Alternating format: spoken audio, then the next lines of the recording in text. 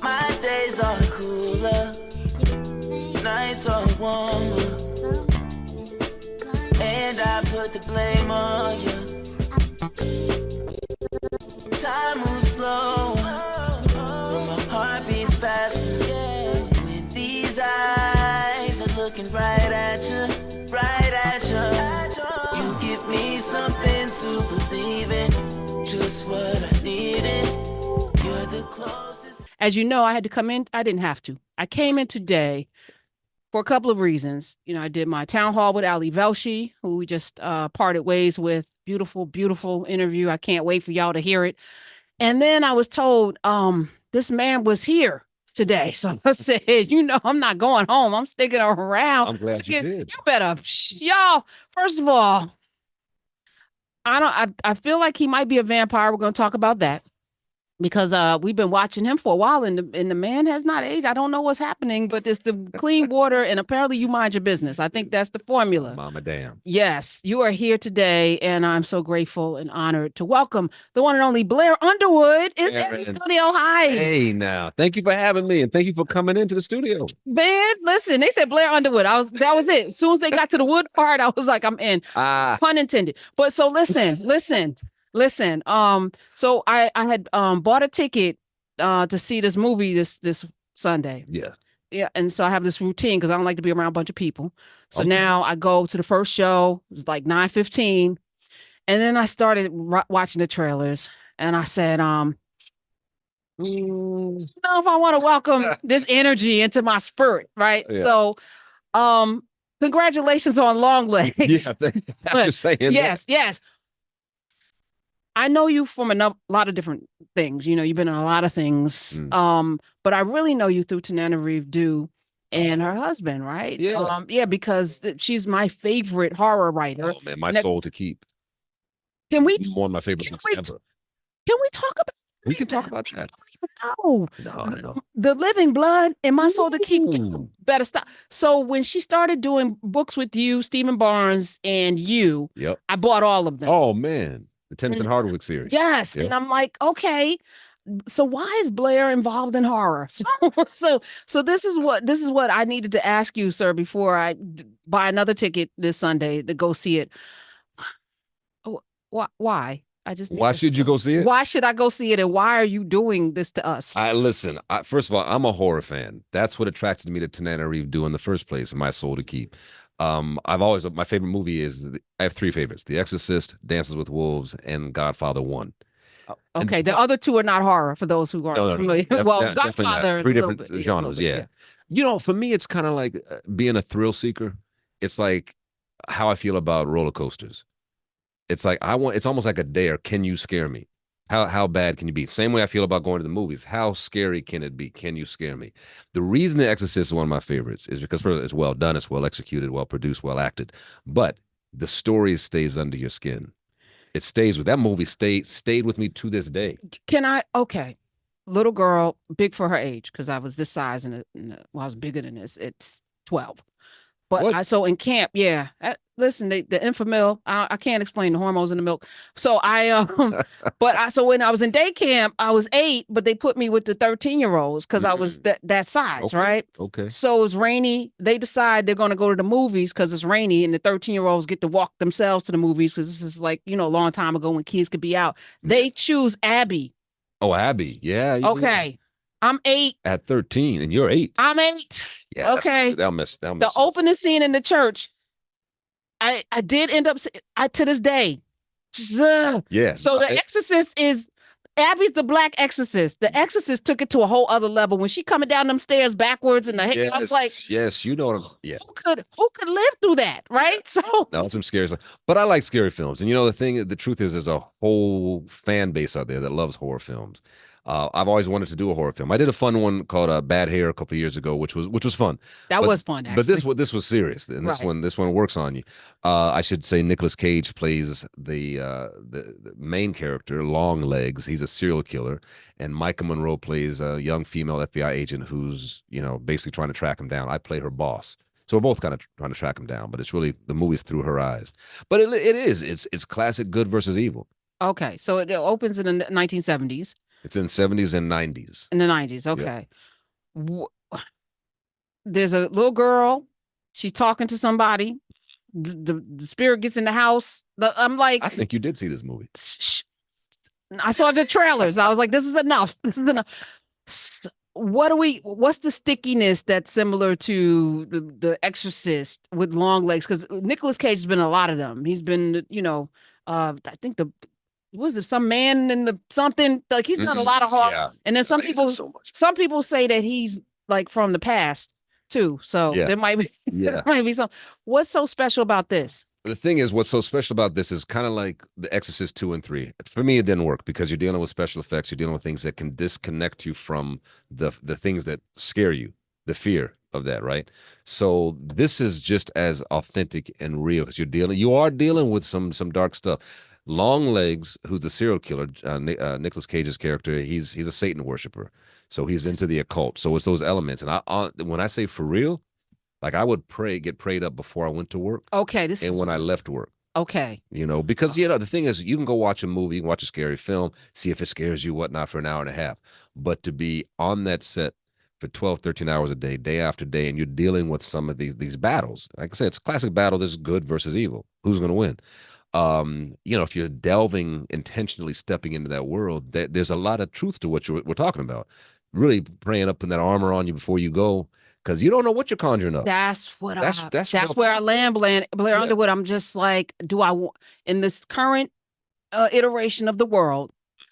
I don't need to invite. I'm gonna rebuke it in the name of Jesus. That's right. And in the name of Jesus. So you getting prayed up? What's that? What's your walk? I mean, because you're now saying something that I didn't know. Well, no, but for real, it's just listen. I'm a Christian. I believe in God. I believe in Christ and all those things. So if you believe in that, you have to believe in the dark side because that's real.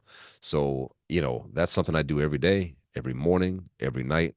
I hit my knees every night before bed. My wife and I both hit our knees before bed. That's where my strength comes from. That's where success comes from. That's where happiness comes from. That's where the life, I was telling my wife and I have 9 kids together. I have 3, she has 6. We're a blended family. And 9 beautiful human beings, and that's the greatest gift. But that doesn't just happen. I mean, that's God's gift, especially in Hollywood. Especially in Hollywood, there's always been this kind of due northness about you when you show up in places. There's your presence is beyond acting. Do you know what I'm saying? And it bleeds over. So I always wondered, how people navigate Hollywood, which is that crack, that opening. And it's that chasm that people get drawn into and then corrupted. Yeah.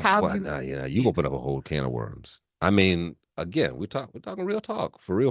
Well, you see what's going on, like with Diddy. I mean, I open a can of worms now. I don't know. I met him. I don't know Diddy, but I'm saying that you Diddy. You hear about these things. Just want to you hear about what's confirmed. What's going on. I'm like, I'm just glad I was able to sidestep all of that stuff. I mean, it's easy to get caught up in some craziness. Not just him. I'm just the Hollywood. No, I was gonna show business. Your livelihood is predicated upon people's opinions of you. That's right. It has really nothing to do with you have to be talented sometimes. Sometimes, not all the time. The woman do the national anthem, and I said, "Who booked her? Ooh. How did this happen?" We're gonna talk about this later. All right. But for somebody who is in the craft, you could show up for an audition and not get the role for myriad reasons that have nothing to do with your talent. That's right. But you have to feed your family in the midst of this and keep working. Exactly. And you've been doing this, what has it been, 30? 40 years. You said 40? Next year will be 40 years. Y'all. 1985 in this city, in New York. First role was Crush Groove. Did I do Crush Groove? No, Cosby Show was my very first role. I was a guest star on the Cosby Show, and then Crush Groove happened, 1985. Came out October 1985. Oh my God. Playing Russell Simmons. Then nobody knew who Russell Simmons was. He was killing the game in the business, but nobody knew his name. And you playing him? Yeah. What you saying, Karen? I'm saying it wasn't typecasting. But anyway, I'm just gonna move on. Beyond that, coming into this, why did Blair Underwood become an actor to begin with? Oh, you're taking it way back. Yeah.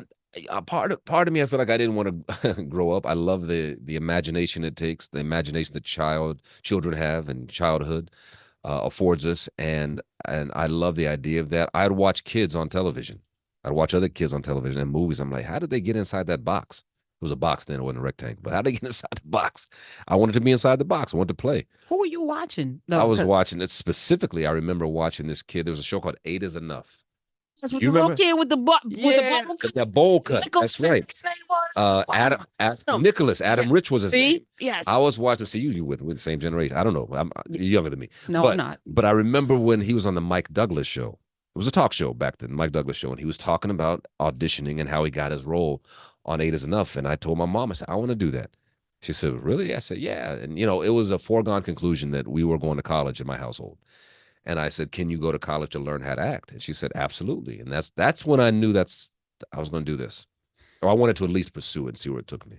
Are you satisfied with the trajectory of your career?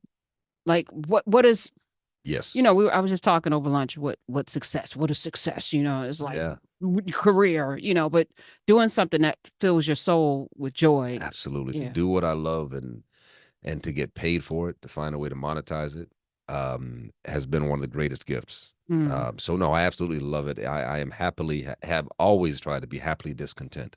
There's so much more I want to go, so much more that needs to be done, so much more that needs to be said, and constantly working on that. But at the same time, I want to enjoy the journey along the way, and I definitely am. Growing up, did you grow up in Tacoma, Washington? No, I was born Army brat. So my dad was in the Army. He was stationed at Fort Lewis. Okay. So we spent all of three months there. Okay, so you don't remember anything. I was like, what was the weather? So probably raining. Your formative years, who influenced you? I mean, you've done a lot, been a lot Carnegie Mellon, you know, who was the person that told you something that to this day you rely on? Oh man, there are a number of them, but I'll tell my parents easily. My dad, who was my hero in many ways, still with us, 92 years old, still going strong physically. My mom, without a doubt, writing her memoir right now to be out next Mother's Day, called A Soldier's Wife. Personally, those were definitely the first top two. Professionally, Sidney Poitier, who became a mentor to me. When did you meet? What was that first meeting that you could, you know, we all dream of having mentors like Sidney Poitier. Yeah. What was that? So I did that show called LA Law, where I played a lawyer for 7 years. And I was here in New York doing my first press junket, you know, with LA Law. I came on the beginning of their second season, so they had already come out the box. They were a big hit. And I finished my whole like today. Today is my last interview for this press tour for Longlegs. Same time, same position. I'm going to the airport from here. I went to JFK, got on the plane, and my seat is right next to Sidney Poitier. I mean, that's fate. That's destiny. I'm grateful to this day. And I had actually left college. I was Carnegie Mellon studying theater, getting my fine arts degree, and I was going to use that 5-hour trip from New York to LA to write my final thesis, because I left in the middle of my junior year, but I was on this hit show, and they said, hey, you know, you can get your degree if you want to, but just here's what you got to do. Because actually I've been out about 3 years. You got to write a paper, a final thesis on what it's been like and what you've learned in the business for the last 3 years. So I figured I'd give Mr. Poitier, you know, I sat next to him. And I must have gasped because his legs were stretched out and he was sleeping because he woke up immediately. But anyway, I sat next to him, and basically that paper became that 3 hour. I gave him the first 2 hours to himself. I said, I'm not going to sweat him for 2 hours. But we talked, and that paper became that conversation I had with Mr. Poitier, and just nuggets he was dropping one after the other. And from then on, you know, we got off the plane. He was telling me about his book, The Measure of a Man. And he said, you should read it. And I said, well, okay, how do I get it? He said, I'll send you one, but you must return it.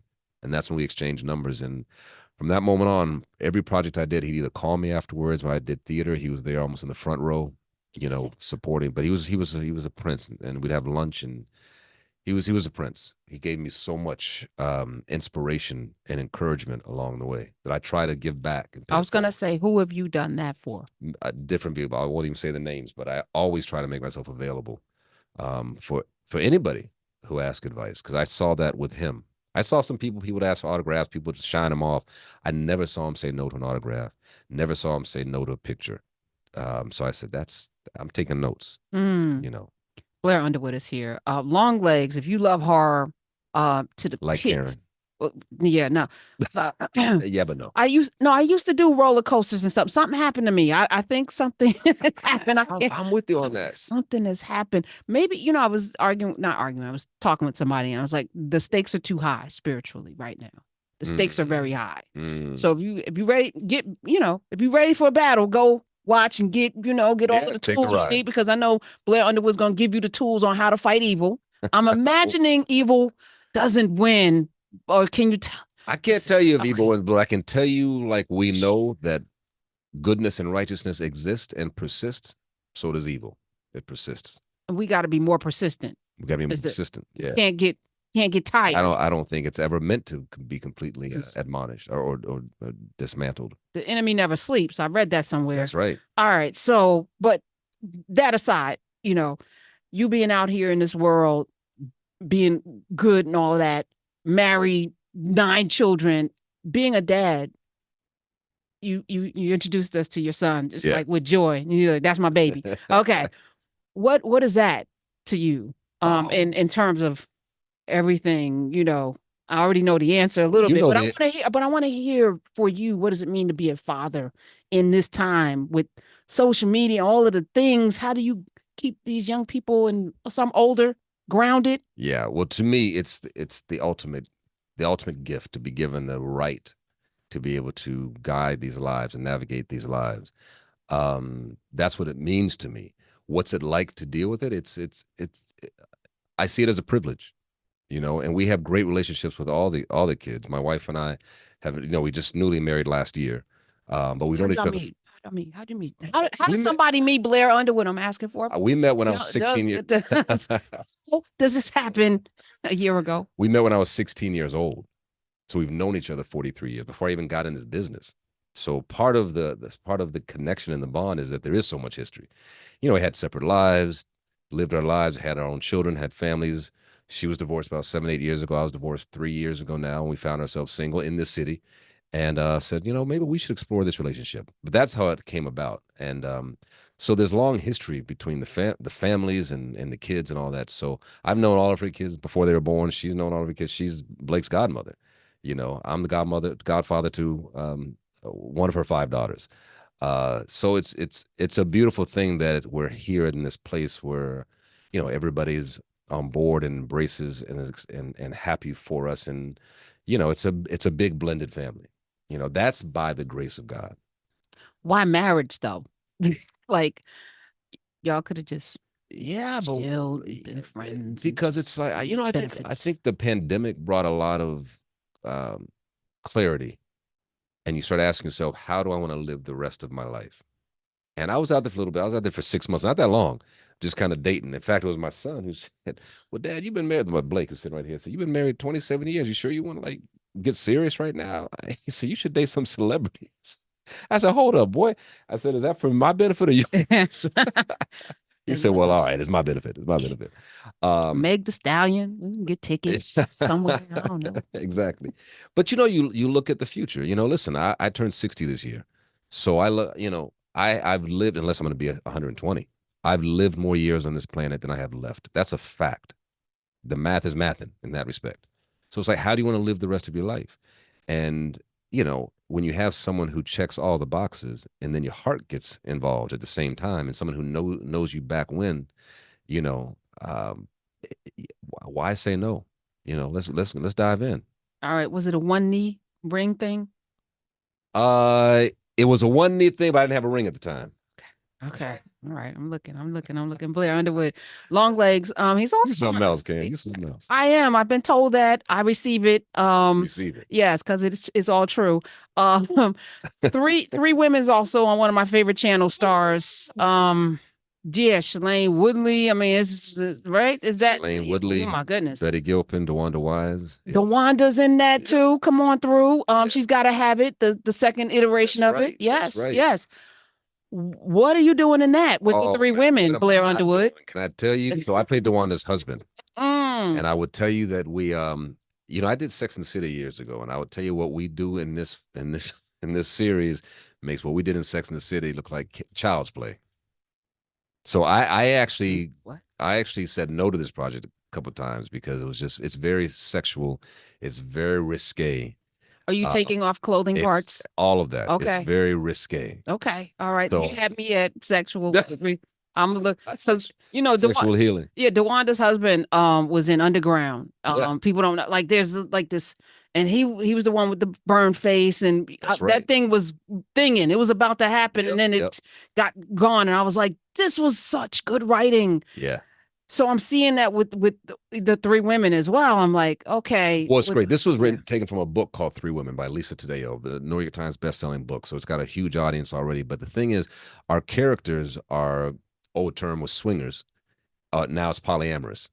So now, so the deal with Dwanda's character's name is Sloane. So Sloane and Richards is my character.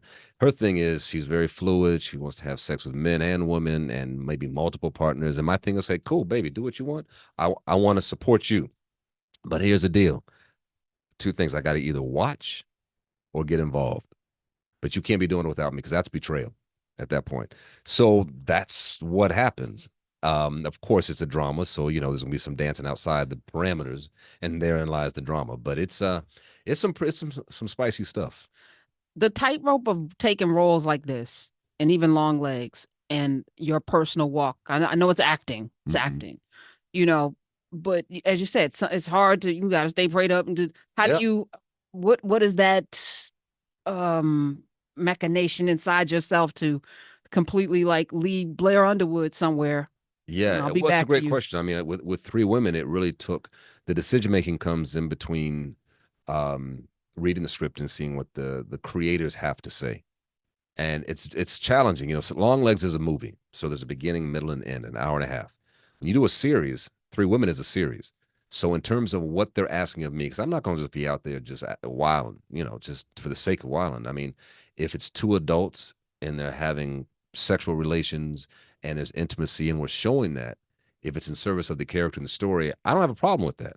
But just to do it to be gratuitous and just be stank, if I can be real, I'm not interested in that. So really my conversation was with the producers, and it was all female run, female produced, all female directors. 90% of the crew was 80% of the crew was female. So it was a very, very protective sense of the story we're telling about these three women and me being married to one of those three women. So I felt once I had the conversation with them, I said, I've never done anything this sexual, this free, this open, this revealing.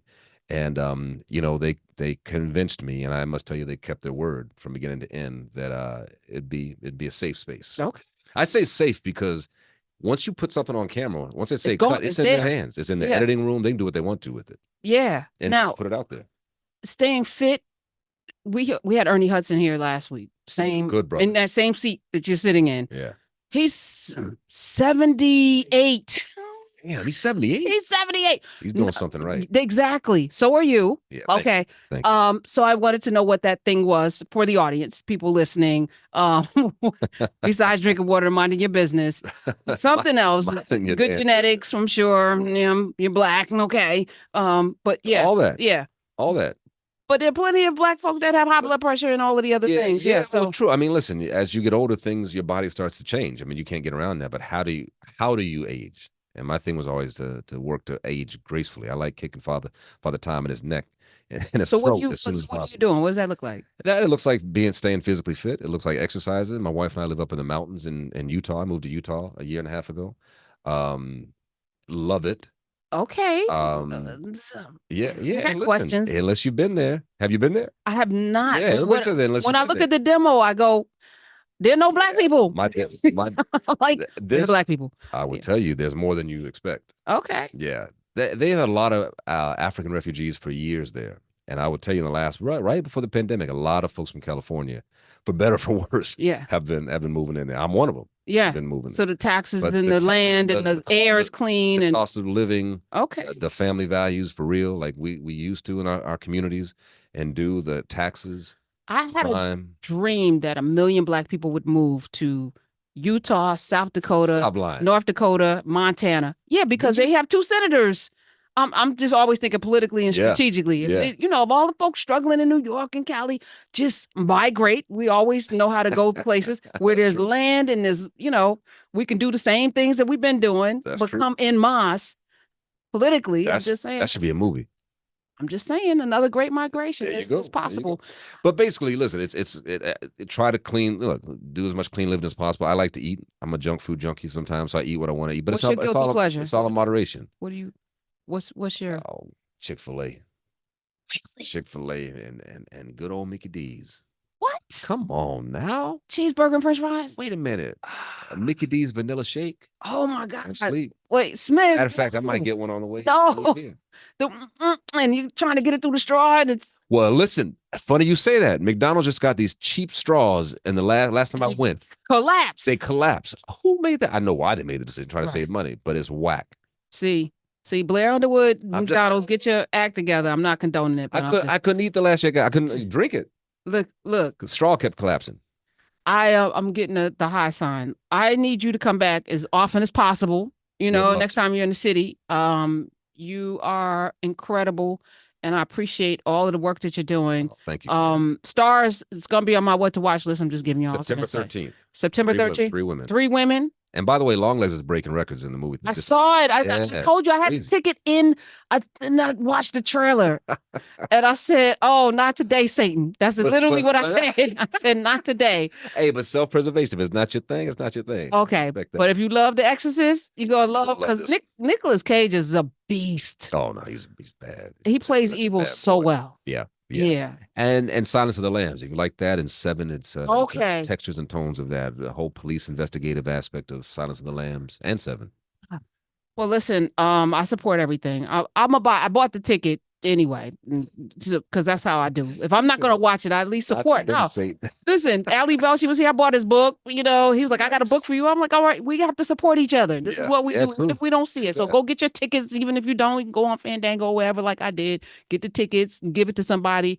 But let's support this brother, because I appreciate what you do. But more importantly, I appreciate who you are, Blair Underwood. Yeah, bless you, Karen. Thank you. Thank you. And thank you for introducing us to your family. Oh, yeah. Beautiful. Oh, my pleasure.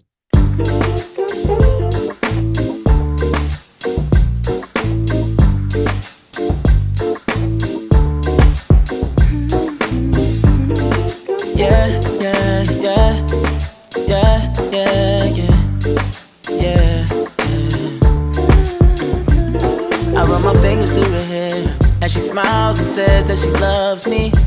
Isn't it lovely when the one you love's think